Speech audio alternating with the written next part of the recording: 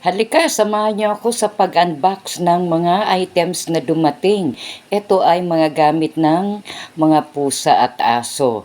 Ayan, may steak na dumating na pagkain. Ayan, may pet carrier. Ayan, bag yan, pet carrier. Kung mamamasyal ay ilalagay mo dyan si Luna o kaya isa sa mga pusa. Ayun, mga plates, pinggan ng mga pusa, 5. Sabi may nag-apila bakit wala daw si Luna yung dog.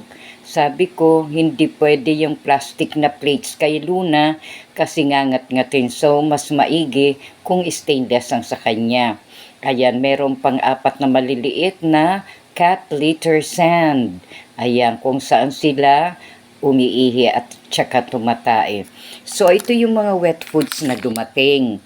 Yung sa cats, meaty mackerel, chicken chomp, tender tuna at saka chicken yolk. Samantalang yung sa dog naman kay Luna, ito yung kanyang wet food na grilled chicken and liver, beef and liver steak, at saka braised beef with veggies.